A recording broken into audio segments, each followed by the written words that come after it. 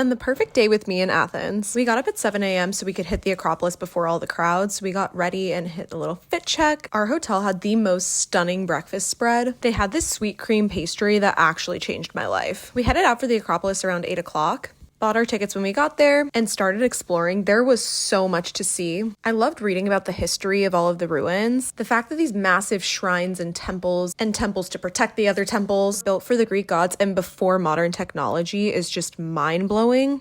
The views from the Acropolis are also just insane, and I just love that all of this was built to worship a woman. I also have so much respect for the preservation efforts. The whole experience was just incredible, but we were definitely glad we got there before the crowds and the heat. We did all of it self-guided, so we got out of there in like an hour and then headed over to Kalinaki.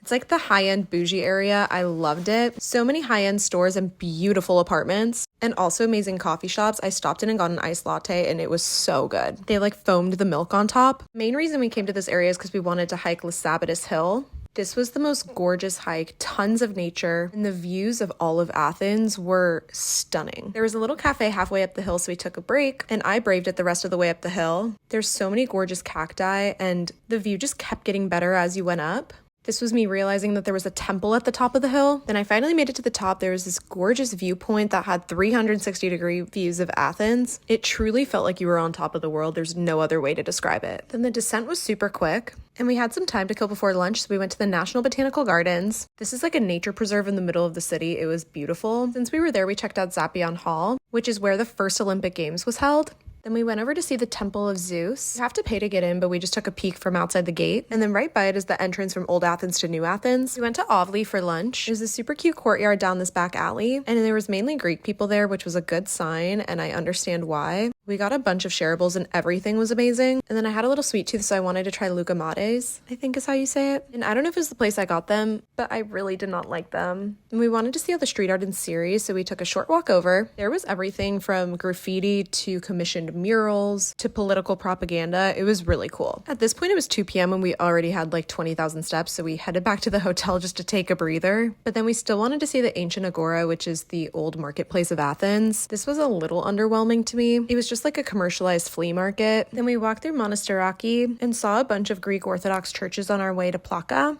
I am always amazed by the level of detail in these churches. Then we made it to Plaka. There was just tons of cute shops, and we popped into this art gallery that had stunning watercolor paintings of all of Greece. And then we headed back to the hotel to shower and get ready for dinner. We wanted to relax and get a drink before dinner, so we went to A for Athens, which had a beautiful view of the Acropolis. The drinks were unique, but I feel like I've had better in my life. Then we walked over to CTC for dinner. It was a beautiful restaurant about a 15-minute walk outside of the touristy area. We had a 12-course prefix menu.